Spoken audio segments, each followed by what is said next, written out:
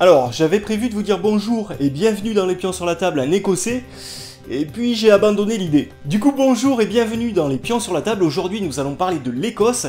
Donc, qu'est-ce que je peux vous dire sur l'Écosse? Ben, ça se situe à peu près par là. Et qui dit Écosse dit forcément whisky. Alors ouais, c'est vrai, mais pas que. Mel Gibson en kilt. Oui, aussi, ouais.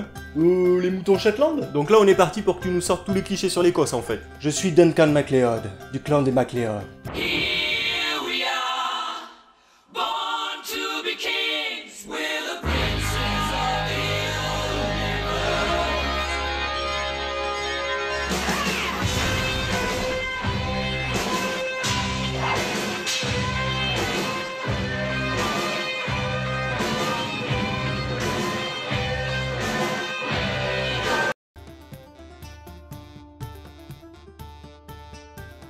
Ok, donc étonnamment, là, on se rapproche du sujet. Car ce que nous raconte ici Duncan MacLeod dans un français impeccable, c'est que la société traditionnelle écossaise fonctionne effectivement sur un modèle clanique. Duncan, lui, c'est le clan des MacLeod, mais des clans en Écosse, il y en a un sacré paquet. Et souvent, ces clans, eh bien, ils se foutaient bien sur la gueule les uns les autres. Ce sont donc, bien entendu, ces luttes de clans que le jeu Lords of Scotland va tenter de nous faire vivre. Bon, léger quand même, hein, vous attendez pas non plus à un jeu historique. Hein. À vrai dire, la mécanique de ce jeu aurait très bien pu être appliquée sans aucun problème à des zombies, des ninjas ou des députés. Le thème y est donc assez anecdotique, mais quand même, l'Écosse c'est cool. Lords of Scotland est donc un jeu de Richard James pour 2 à 5 joueurs à partir de 14 ans, mais vous pouvez démarrer à partir de 12 ans sans aucun problème, et des durées de partie annoncées de 30 minutes. Installez-vous confortablement, pendant ce temps, moi je pose les pions, ou plutôt les cartes, sur la table.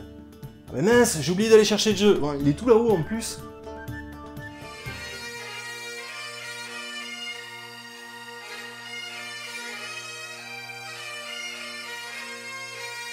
Le mec il fait des vidéos en kilt quoi, il se prend pour Mel Gibson.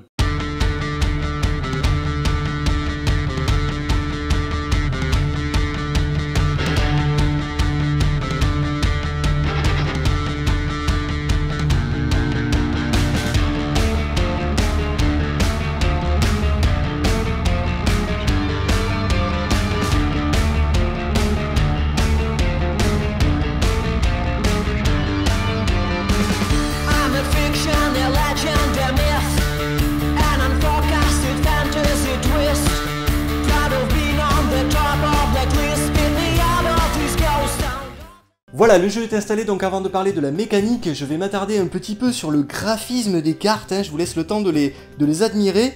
Je trouve que c'est vraiment sympa, regardez-moi ça, là, cette fierté dans le regard. Au niveau de la mécanique, on est sur quelque chose de relativement simple. Donc la victoire va se jouer sur plusieurs manches, qu'on appellera ici des escarmouches, et les escarmouches se jouent en 5 rounds. Alors, un round, comment ça se passe? Eh bien, le premier joueur, ce sera celui qui détient cette fabuleuse épée à 2 mains, là, hein.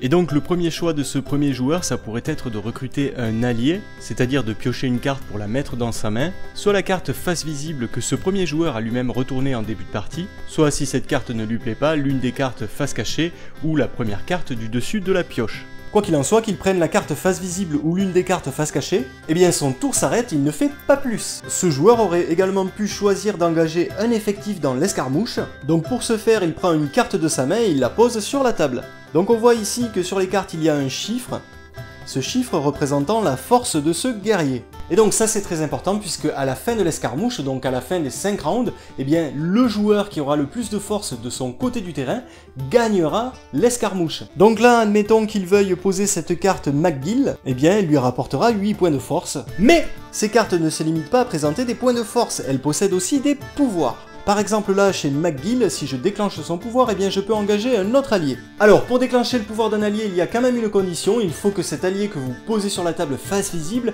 ait une force qui ne soit pas supérieure à quelconque guerrier que vous ayez posé devant vous ou que vos adversaires aient posé dans leur armée. Ce qui veut dire que c'est très bien de poser des cartes fortes, mais c'est également très rusé de poser des cartes faibles hein, pour bloquer le jeu des adversaires. Donc là, dans cette configuration, je suis le premier à jouer, donc j'ai aucun problème pour déclencher mon pouvoir. Ce que je vais m'empresser de faire hein, en jouant une nouvelle carte McGill, qui me rapportera 4 points de force. Donc là, potentiellement, si vous savez compter, j'ai 8 plus 4, 12 points de force. Sauf que non. Il faut savoir que dans ce jeu, si dans une escarmouche, vous n'engagez qu'une seule et même telle couleur de clan, vous doublez vos points de force. Donc là en fait potentiellement je suis à 24 points. Et en plus de ça, comme là j'ai joué une carte de force 4 et qu'autour de la table il n'y a aucune carte de force inférieure, eh bien je vais pouvoir déclencher le pouvoir de cet allié. Donc c'est le même que tout à l'heure, puisque c'est le même clan, et donc je vais pouvoir engager un autre allié. Alors je pourrais choisir de jouer force 6 là par exemple, qui me permettrait, puisqu'il est à 4 points de force, de déclencher son pouvoir et de piocher une carte, sachant que ça va complètement pourrir mes 24 points de force, puisqu'il n'est pas du même clan, il n'est pas de la même couleur. Donc là je retomberai à 12 plus 4, donc ça ferait 16. Voilà, donc récapitulons les actions.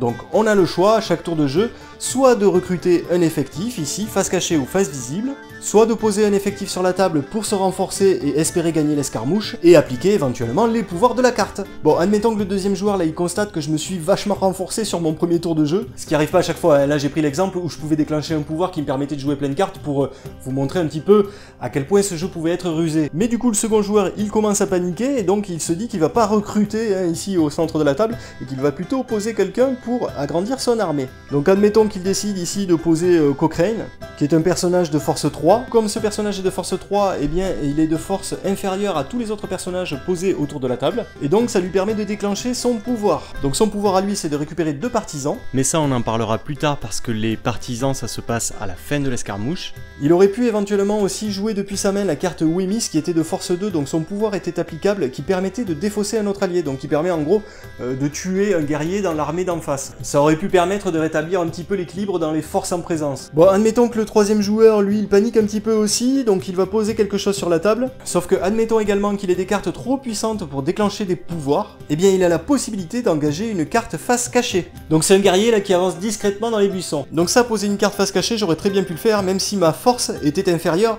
à toutes les cartes posées autour de la table. Donc ça après c'est votre stratégie, hein, si vous voulez pas utiliser le pouvoir de la carte, si vous voulez bluffer, si vous voulez avancer à couvert, c'est vous qui voyez. En tout cas, une chose est sûre, c'est que ça sert absolument à rien de jouer une carte face visible alors que sa force l'empêche de déclencher son pouvoir. Donc des tours de jeu comme ça, il y en aura 5 par escarmouche, comme je l'ai dit, et à chaque fois que le tour va revenir au premier joueur, eh bien il dévoilera une nouvelle carte ici au centre de la table face visible. Donc ça permet au fil des tours de jeu d'avoir des choix de plus en plus raisonnés, mais également, et c'est plutôt malin, de pouvoir décompter les tours de jeu de manière tout à fait fluide. Donc lorsque l'on arrivera à la fin du 5e tour de jeu, eh bien on décomptera les points de force en présence. Celui qui aura le plus de points de force sera le premier à choisir sa récompense. Il la choisira parmi ces cartes là qu'on a depuis le début sur le bord de la table. Donc ce sont des cartes lambda qu'on a tirées au hasard au début de la partie. Ces cartes récompenses sont nommées les partisans, et ici leur valeur en points ne représente pas de la force mais des points de victoire. Donc vous vous doutez bien que le gagnant de l'escarmouche va choisir la carte la plus forte en valeur.